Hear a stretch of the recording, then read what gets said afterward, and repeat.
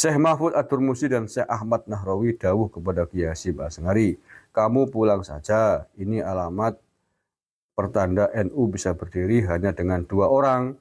Pertama Habib Hasim bin Umar bin Yahya Pekalongan, dan kedua Kiai Ahmad Khalil Bangkalan, Madura.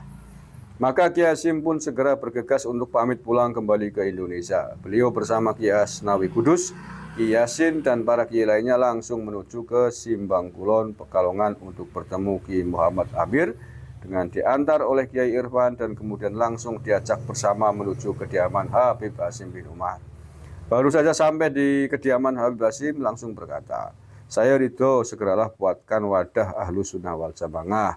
Ya Kiai Hasyim, dirikan namanya sesuai dengan apa yang diangan-angankan olehmu, Nahdlatul Ulama. Tapi tolong namaku jangan ditulis. Jawaban terakhir ini karena wujud ketawaduan Habib Hasyim. Penuturan sejarah Abalutti terkait dengan pendirian Nahdlatul Ulama itu berbanding terbalik dengan apa yang kita pahami selama ini.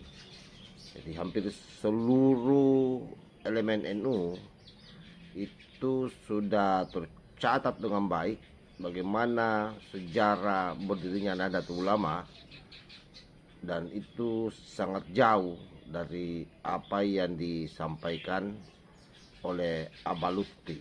Engkau ku hargai.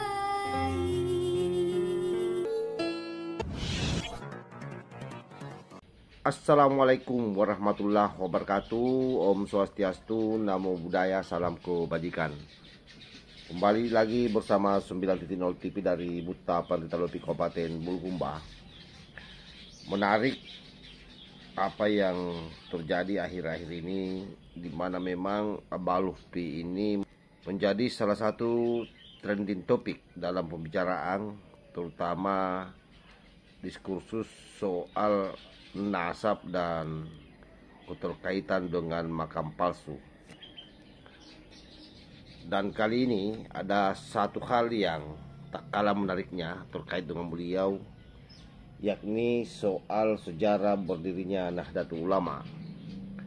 Tentu sebelum kita lebih jauh berbicara tentang Habib Lutfi atau Abalutti, maka harus digarisbawahi bahwa membicarakan Habib Lutfi atau Abalutti atau Pak Lutfi bin Yahya tentu sangat jauh dari apa yang selama ini dipahami dan diketahui oleh orang tentang Abalutti sebagai seorang ulama, sebagai seorang ketua tarekat Jatman,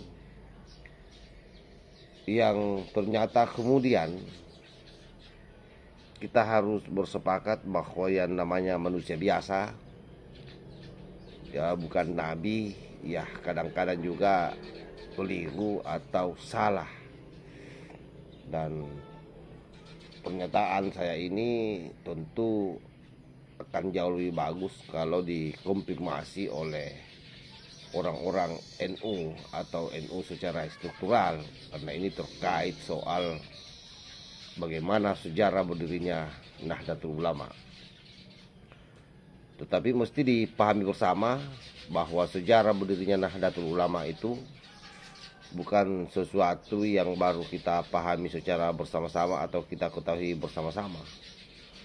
Tapi semua orang, terutama Nahdien struktural ya, yang pernah mengikuti proses kaderisasi, saya kira sudah sangat jelas bagaimana dipaparkan tentang sejarah tersebut, siapa-siapa yang terlibat di dalamnya, dan apa saja yang menjadi salah satu alasan penting berdirinya Nahdlatul Ulama. Itu semua saya kira Nahdien struktural yang mengikuti proses kaderisasi sudah paham. Oleh karena itu wajar kemudian kalau kita kaget mendengar versi daripada Abalutti yang sangat jauh berbeda dengan apa yang sudah sampai di kita semua sebelumnya.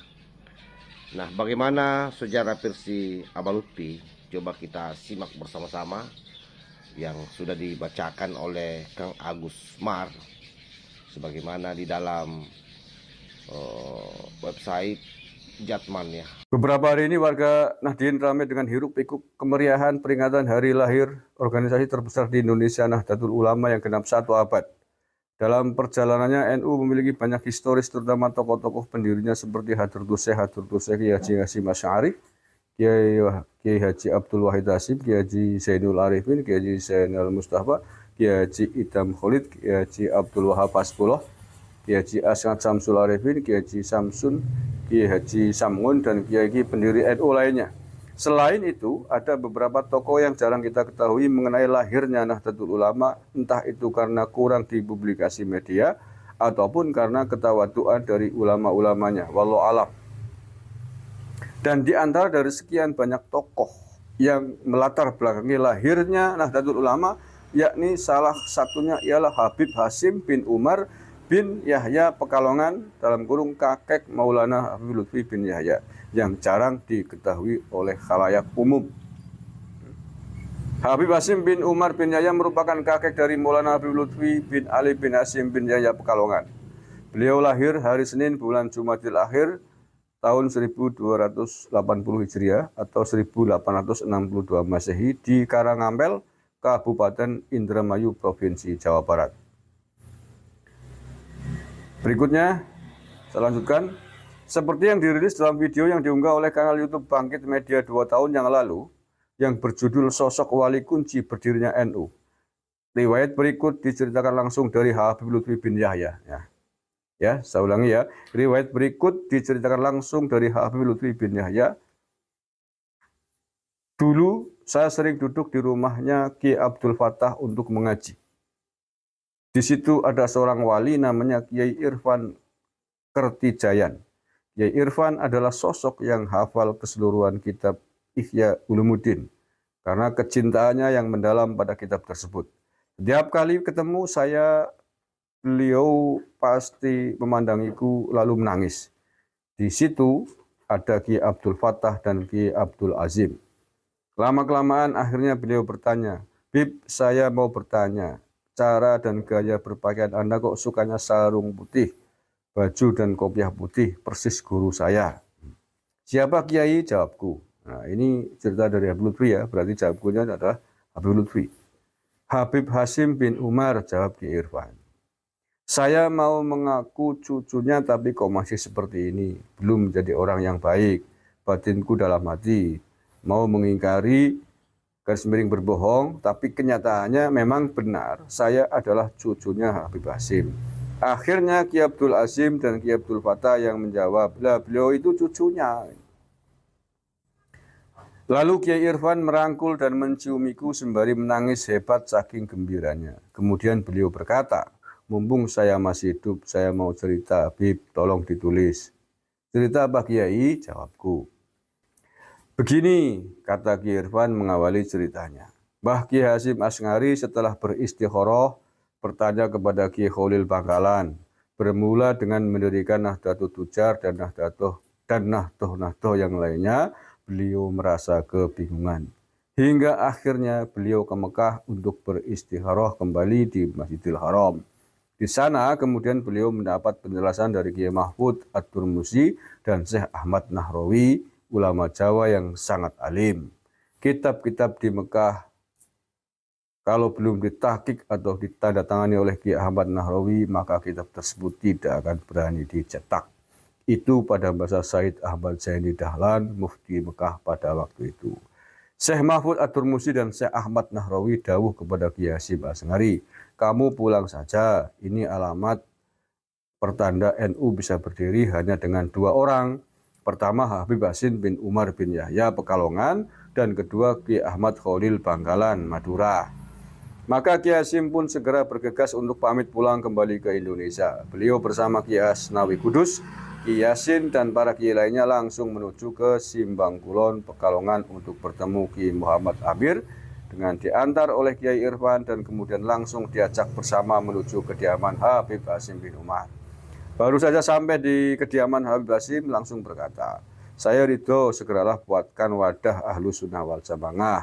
Ya Ki Hasim, dirikan. Namanya sesuai dengan apa yang diangan-angankan olehmu, Nahdlatul Ulama. Tapi tolong namaku jangan ditulis. Jawaban terakhir ini karena wujud ketawaduan Habib Hasim. Kemudian Ki Hasim Asy'ari meminta balah atau penyampaian ilmu kepada Habib Hasim. Bib, saya ikut ngaji bab hadis di sini sebab panjenengan punya sanad-sanad yang luar biasa. Makanya Ki Hasim Asy'ari tiap Kamis Wage pasti di Pekalongan bersama Sultan Hamengkubuwono ke-9 yang waktu itu bernama Darajatun mengaji bersama. Wah, ini malah ada sosok Sultan Hamengkubuwono ke-9 segala ini. Ini nanti pihak keraton yang mengkonfirmasi. Jadi Sultan Hamengkubuwono ke-9 itu bukan orang bodoh, beliau orang yang alim dan ahli thariqah. Setelah dari Pekalongan, Ki Hasim Asy'ari menuju ke Bangkalan Madura untuk bertemu Ki Ahmad Khalil Bangkalan. Namun baru saja Ki Hasim Asy'ari tiba di halaman depan rumah Ki Khalil sudah mencegatnya, seraya dawuh, keputusanku sama seperti Habib Hasim. Lah, ini dua orang kok bisa kontak-kontakan padahal Pekalongan Madura dan waktu itu belum ada handphone. Inilah hebatnya. Akhirnya berdirilah Nahdlatul Ulama. Dan Muktamar NU kelima ditempatkan di Pekalongan sebab hormat kepada Habib Hasim bin Umar. Jadi jika dikatakan Habib Lutfi bin Yahya kenceng atau fanatik kepada NU karena merasa punya tanggung jawab kepada Nahdlatul Ulama dan semua habaib. Dan ternyata cerita ini disaksikan bukan hanya oleh Kiai Irfan, tapi juga oleh Habib Abdullah Faqih Al-Ataus, ulama yang sangat ahli ilmu fikih. Beliau menikah dengan Sarifah Salmah binti Muhammad bin Ibrahim bin Yahya. Sarifah Salmah ini adalah Raden Ayukun Maryati atau keturunan dari para bangsawan Adipati. Beliau wafat pada tahun 1350 Hijriah atau 1931 Masehi. Jenazah beliau dimakamkan di Sapuro pada hari Senin 15 Rabiul Akhir. Oke ya, itu sejarah berdirinya Nahdlatul Ulama versinya Habib Lutfi.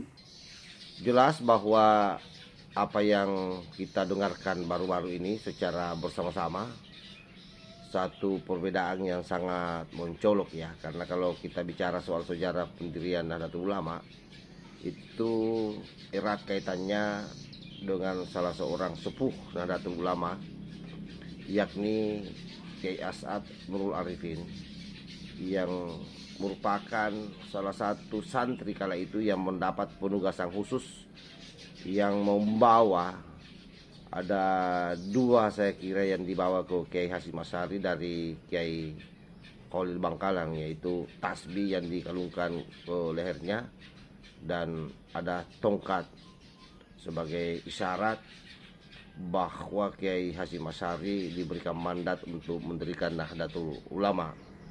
Nah, termasuk saya kira bagaimana komite Hijaz yang dibentuk waktu itu oleh Kiai Hasim Asy'ari yang dipimpin oleh Kiai Wahab Hasbullah dalam rangka bagaimana melindungi makam Rasulullah Shallallahu Alaihi Wasallam dari Raja Arab Saudi kala itu yang ingin menghancurkan seluruh situs-situs peninggalan Rasulullah Shallallahu Alaihi Wasallam termasuk makamnya.